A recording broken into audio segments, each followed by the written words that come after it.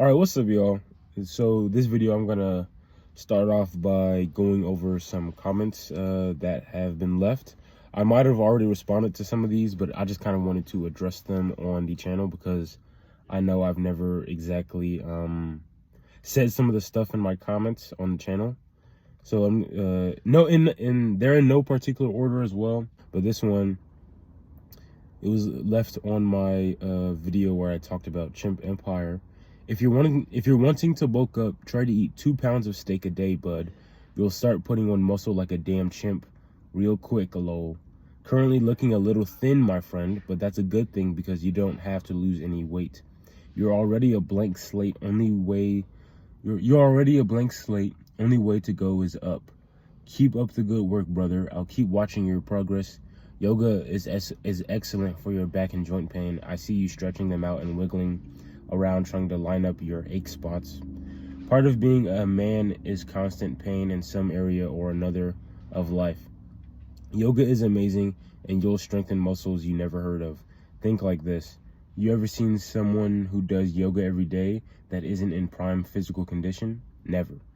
Keep going, buddy. Thanks for the comment. But they seem to be very into yoga, especially in that last half.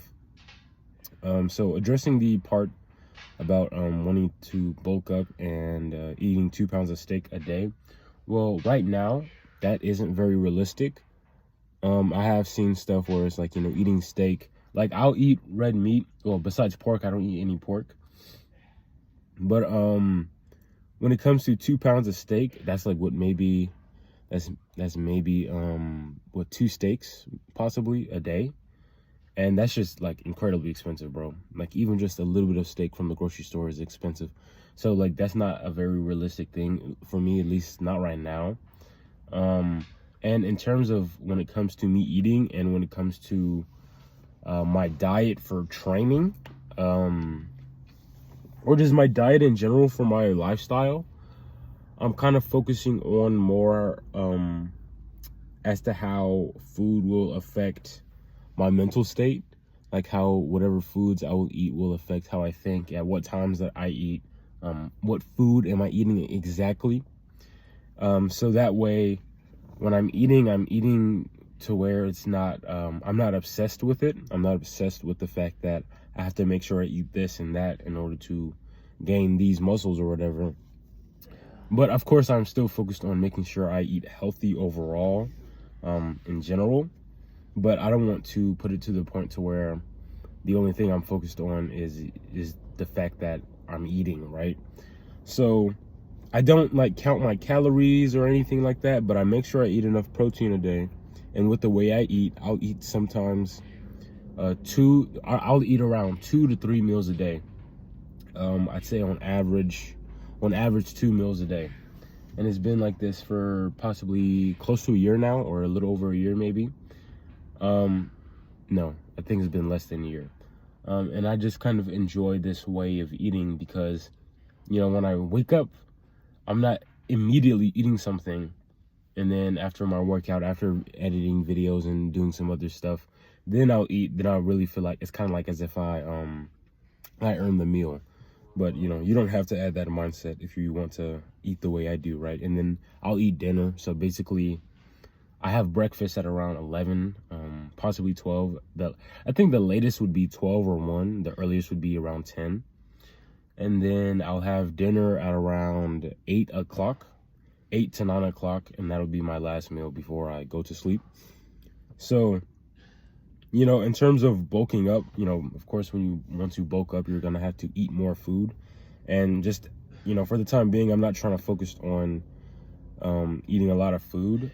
Also, another reason why would be, I'd say, I guess, like finances, right? I grocery shop, but I don't grocery shop just for myself. If I was grocery shopping just for myself, then maybe I would consider, buying more and more food in order to bulk up. But right now, that's just not in the cards for me, since I have like other responsibilities to take care of that don't just involve myself. So probably later in my life I'll have to look into bulking more. So the other part was, yeah, he says currently looking a little thin, my friend. So I personally don't think I'm thin. I don't think I'm the biggest man alive, that's for sure. But I think I have a good amount of size on me, especially for like my height. So I am 6 foot. I think currently I weigh around 185, 187. And my arms, I have a pretty long wingspan. I have about I think it's about a 6'1" wingspan. So I do have pretty like lanky arms, so I guess I'm a lanky guy. So it kind of doesn't help the fact that I have such long arms that when I build muscle on them, you know, it's not going to look as impactful as someone who might be 5'6" with shorter arms, or 5'8" with shorter arms, to where when they start doing curls and whatnot, they're gonna you know, build more muscle, or whatever the case may be, or it's gonna look as if they built more muscle. And then one thing is, if I were to train for purely hypertrophy, then I would be doing like curls and tricep extensions and whatnot a bit more regularly into my training.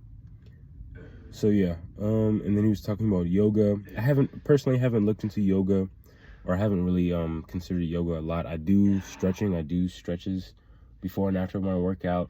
I'm starting to employ more habits where instead of sitting in chairs, I sit on the floor. So when I'm watching TV, when I'm playing games, when I'm even like editing and whatnot, I sit on the floor. I have like this floor chair, and I just prop down on the floor, and it kind of allows me to kind of stretch without even like having to devote whatever extra time to it. So one thing you'll see is that when you're sitting on the ground, you'll naturally want to switch into many different positions. And so you're kind of doing just like these mini stretches within all of these positions, however long you're sitting in them. And then that way your mobility can kind of just accrue over time without you having to, you know, dedicate a certain time of your day or a certain time of your week to stretching. That way it just becomes more of a lifestyle rather than something you have to go out of your way to do. And then I also sleep on the floor for at least for the past almost a month now. I think I've been sleeping on the floor. I feel like that's really helped with my back. It's helped with just being able to, like, my energy, being able to get up in the morning. You know, it's also, I feel like, toughened my body since I'm not sleeping directly on the floor. I have like a duvet that I have folded in half, and then I have like a little cover on top of that, and then I sleep like that, which kind of cushions it a little bit, but still, you know, it's on the floor, and I'm not having like a crazy amount of padding. So by sleeping on the floor, you kind of, you know, you're going to end up moving around a lot. You'll also find that every time you move in bed or on the floor whilst you're asleep, you'll wake up to that. You'll wake up to all your movements. Every time I would turn on my back or turn on my side, I would end up waking up because it would just be this completely new feeling. When I would lay on my side, at first, it would hurt. It would be like some type of sharp pain pressing into my hip. But now I'm incredibly comfortable with being on my side, on either of my sides, when sleeping on the floor, even the hardwood floor. You'll be incredibly surprised by like how uncomfortable your body is being on the floor, because we've kind of we don't live the lifestyle I would say our ancestors did, where maybe they lived more closer to the floor. And since we're in like 90-degree chairs, we're in soft beds, soft couches, our bodies are very soft. So then when we interact with a hard surface on the ground, it is going to be incredibly difficult for us to adapt to, or at least not adapt to, but it's going to be difficult for us to be comfortable. So with sleeping on the floor, it's also allowed me to better relax my muscles, because when you're on a bed, you don't realize how much tension you're actually still holding up within your body because of the cushions. But with no cushion, basically with no cushion of a mattress, like being on the floor, sleeping on the floor, you'll be able to be in touch with your body on a much deeper level. But yeah. So, and he's saying, keep going, buddy. And he's saying he likes my stuff. I really appreciate that. So the next comment, hey there, what's your max pull-ups? So, in all honesty, some good form, good clean pull-ups. I could probably realistically do 8 to 10. 8 to 10. That's about my max. Now, I've done 20 pull-ups before, but they were not clean form. I did get my chin over the bar each rep, but they were very sloppy. I did some type of kicking. I rounded my back. So I don't focus too much on the fact that I did a pull-up. I focus more on how I did the pull-up and the execution and the form and the style. So therefore, I get a lot more out of 1 rep than I would, from 5 reps. So that's just me personally. I apply this with pull-ups. I don't apply this with a lot of other movements, but I apply this with pull-ups. I kind of sort of apply this with push-ups, and I need to start applying it with squats. But yeah, so yeah, to answer your question, 8 to 10 pull-ups, but I don't focus on my amount of pull-ups. And then the next one is, okay. Assalamu alaikum, brother. You have great pull-ups, great form also, mashallah. How do you increase your pull-up strength? So when it comes to increasing pull-up strength, you want to, I guess, take it bit by bit. I remember when I first got my doorway pull-up bar, I don't think I could get my chin over the bar, but I got my my head to about eye level with the bar. So I started like that. I just started doing what you would call like half reps, or what you would call shorties. So I started off doing the shorties, and then at some point I think I was able to do maybe 10 to 12 shorties, and then I was like, okay, now I'm going to get my chin over the bar. And when I did that, I think I was only able to do about like 3 to 5, and I always made sure I would switch up the grip. So with pull-ups, you would have a overhand grip, which is much harder because it's more of your back working than your biceps. So you always want to kind of switch the grip here and there. You want to do chin-ups, close grip chin-ups. You want to maybe do some neutrals if you have the handles or whatever for it. So that way you can train all the different muscles that are involved within a pull-up, because it's not just your back, it's also your arms, your grip, your forearms. So again, like chin-ups will directly impact your pull-up strength. So I did focus on chin-ups and neutral grip chin-ups for some time, and then I went back to pull-ups. And at first it wasn't my perfect form pull-ups. It was kind of like having a bit more of an arched back, things like that. I wasn't pulling my shoulders like behind my back in order to keep my chest proud and retract my back. But still, you have to start somewhere, right? So at first, when you're a complete beginner, you want to focus on just being able to do more pull-ups in general. So then when you're at I'd say a comfortable number of pull-ups in general would be about 8 at the most, maybe 10 to 12. And then you want to fix your form. You want to eliminate kipping. So let's say at first you're doing 10 kipping pull-ups, and then now you eliminate kipping. Now you're keeping your core tight, and now maybe you have more of like a hollow body form. Then maybe now you're able to do 5 of those, right? So you keep doing those until you're able to do 10 of those hollow body pull-ups, and then you try and switch to doing arched back pull-ups, or what you would call like the perfect pull-up, where you have your chest proud as you're going upwards, and you're trying to retract your shoulder blades as much as possible at the top. And then let's say now you're only able to do 5 of those, right? And then at some point you can do 10 of those. That's where I am. That's my current level. That's my current level of pull-ups. And then a level beyond that would be to start doing chest to bar pull-ups. So that's going to require just a bit more explosivity, but you're still going to have your chest proud and your shoulders retracted back.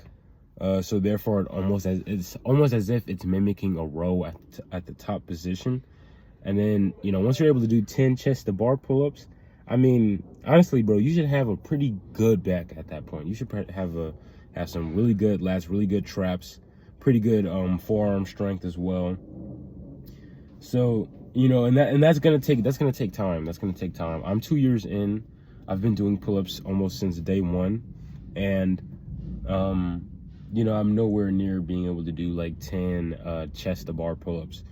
Another thing is also your body weight is going to impact your pull-up strength. So if you are lighter and you started training and you are putting on muscle, pull-ups are going to be easier for you. But if you're heavier and you started training, maybe you can only do 1 or 2 pull-ups, but then as you lose weight, you're going to see that you're going to have a lot more strength, because pull-ups is one of those exercises where it's a lot more relative, well, calisthenics in general.